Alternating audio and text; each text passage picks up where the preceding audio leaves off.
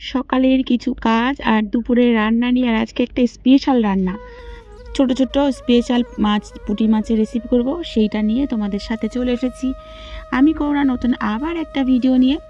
তো good morning, welcome everyone. তোমরা সবাই কেমন আছো?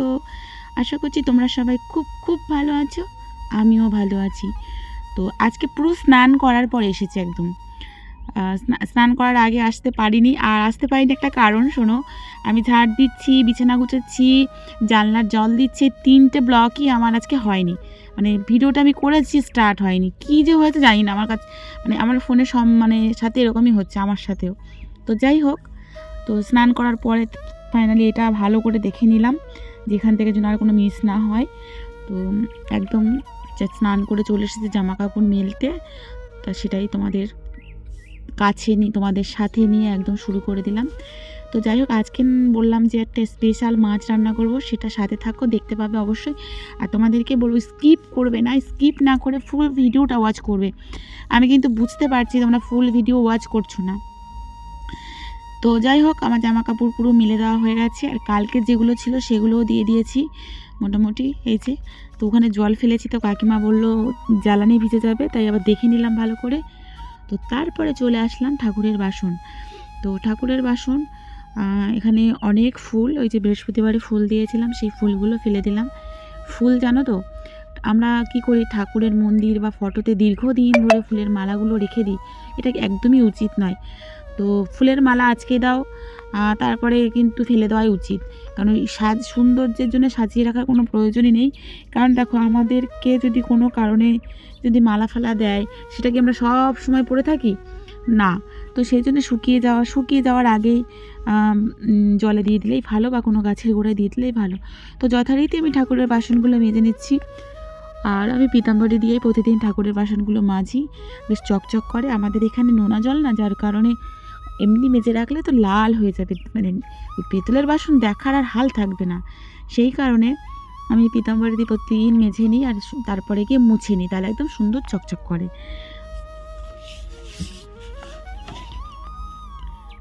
তো আমার 2টো বাসন ফেটে গিয়েছে, তো সেগুলো চেঞ্জ করে নিয়ে আসবো। এখন তো স্কুলটা বন্ধ আছে, স্কুলটা খুললে যাব নিয়ে আসবো। তো যথারীতি আমার ঠাকুরের বাসন মেজে নেওয়া হয়ে গেছে, আর এবার ভালো করে ধুয়ে নেব। একবার ধুয়ে নিয়েছি, তাও ফাইনাল আর একবার ধুয়ে নেব। তো তারপরে একদম চলে আসলাম, আর কোনো কাজ না, একদম দুপুরের রান্না নিয়ে চলে এসেছি। আর এসব করার আগে জানো তো, পুঁটি মাছ নিয়ে এসেছিলো আমাদের। তো সেই পুঁটি মাছটা আমি কেটেছি, পাপাই সোনাকে বললাম ভিডিওটা ক্যামেরাটা করে দিতে, দিল না। তো যাই হোক, এটাও দেশি মুরগি নিয়ে এসছে আজকে, আর এখন কয়েকদিন পর পর মাংস খাওয়া হচ্ছে। তো ওদিকে যথারীতি মাংসটা তোমাদের দেখিয়ে দিলাম। আর এখানে আমি জিরে, তেজপাতা, শুকনো লঙ্কা ফোড়ন দিয়ে দিয়েছি। তার আগে আলুটা কিন্তু আমি ভেজে নিয়েছিলাম। আর এখন দেশি মুরগি অনেক রকমের আছে। তো এই দেশি মুরগিটা আবার প্রেশারে সিটিয়ে দিতে হবে। তো অনেক কে খেতে ভালোবাসে দেশি মুরগি, আর কে এমনি মুরগি খেতে ভালোবাসে, অবশ্যই আমাকে কিন্তু কমেন্ট করে জানাবে। পোলট্রির মুরগি বেশি না খাওয়াই ভালো। তো যাই হোক, পেঁয়াজ কুচিগুলো দিয়ে দিচ্ছি। আর ভয়েস করব কি, গান হচ্ছে, ফাংশন হচ্ছে, ভয়তে তাও করলাম, জানি না কি হবে। এত আওয়াজ, জানলা দরজা দিয়েও কোনো কাজ হচ্ছে না, লেট করলাম অনেকটা তবুও। তারপরে যথারীতি দেখো, আমার নিজের হাতে শিলে বাটা মশলা দিয়ে দিলাম, আদা, রসুন, জিরে আর লঙ্কার গুঁড়ো আর হলুদ গুঁড়ো। লঙ্কাটা আগে বেটে নিতাম, এখন আর তাড়াহুড়ো করে বাটা হয় না, তবে লঙ্কা বেটে দিলে দারুণ দুর্দান্ত কালার হয়। তো আজকে মাংস প্রতিদিন একটু রিচ খাবো না, একটু হালকা মতন খাবো আজকে। তো দেখো, মশলাটা কষিয়ে নিচ্ছি।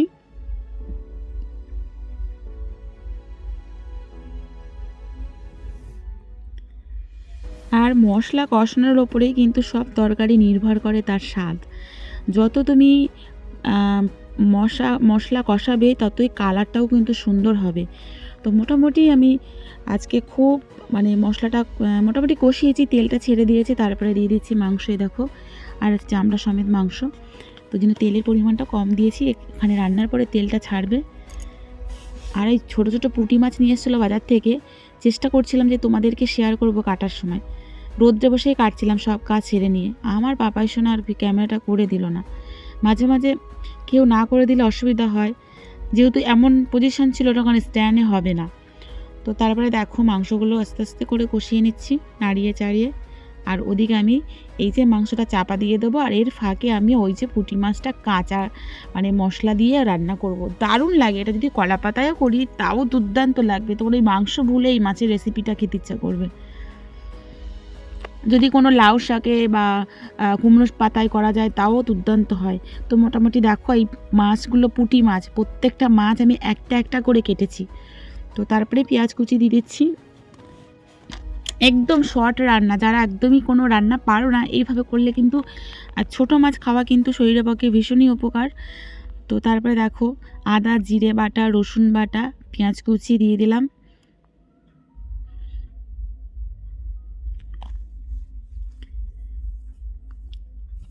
তারপরে দিয়ে দিচ্ছি টমেটো একটা কেটে, আর কাঁচা লঙ্কা দিয়ে দিলাম।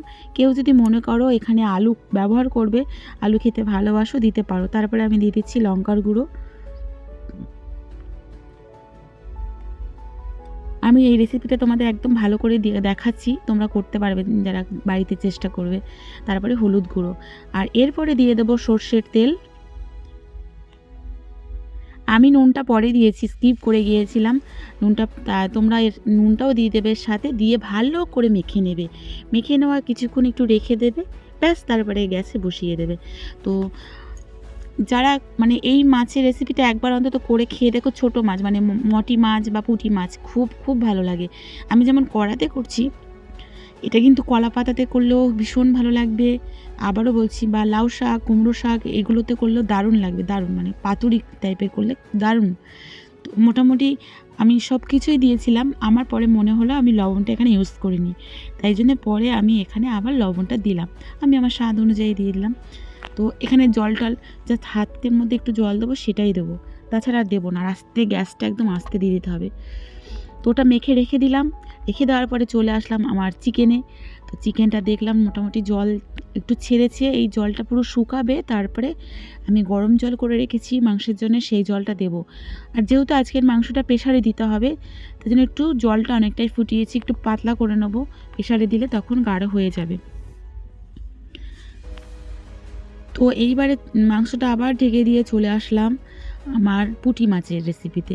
তো দেখো গ্যাসটা একদম আস্তে দিয়ে দিয়েছি, আর জাস্ট এই দেখো বসিয়ে দিয়েছি। একদম আস্তে আস্তে দিলে হবে, এটা একটু পোড়া লাগবে না, দারুণ দুর্দান্ত লাগে খেতে। দেখো আস্তে আস্তে হচ্ছে, আর একটু ঢেকে দেবো, ঢেকে দিলে আরও ভালো, মানে মাছটা মানে সিদ্ধ হতে খুব ভালো লাগবে।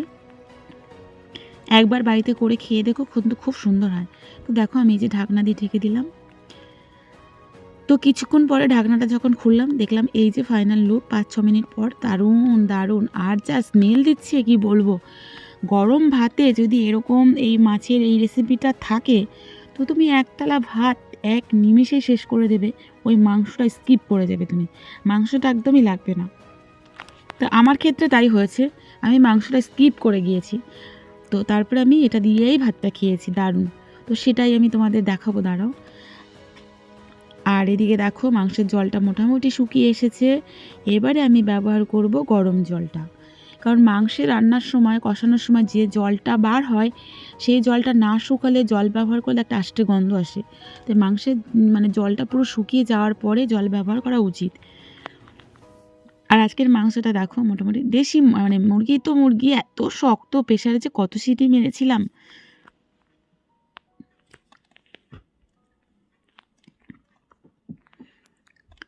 এই দেখো কাছ থেকে দেখতে পাবে তোমরা।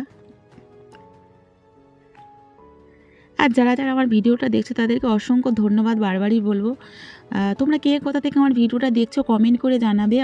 তোমাদের থ্যাংক ইউ জানানো আছে, অবশ্যই তোমাদের একটা থ্যাংক ইউ জানানোই আছে। তোমরা জানাবে কমেন্ট করে কে কোথা থেকে ভিডিওটা দেখছো। এইদিকে দেখো একটু উল্টে পাল্টে নাড়িয়ে চাড়িয়ে দিলাম, দেখতে কেমন লাগছে। আর আজকে দুটো রেসিপির মধ্যে তোমাদের কোন রেসিপিটা সবথেকে ভালো লেগেছে অবশ্যই কিন্তু কমেন্ট করবে। আর এই দেখো আমি একদম জলটা দেখো কতটা পরিমাণে দিয়েছি, এই কারণে প্রেশারে দেবো। তো মোটামুটি আজকে আমি সকালের কাজ বিশেষ কিছু শেয়ার করতে পারিনি, ওই একটা অসুবিধার কারণে। আর তারপরে রান্নায় চলে এসেছি, আর সেটাই আমি তোমাদের সবটাই মানে চেষ্টা করলাম।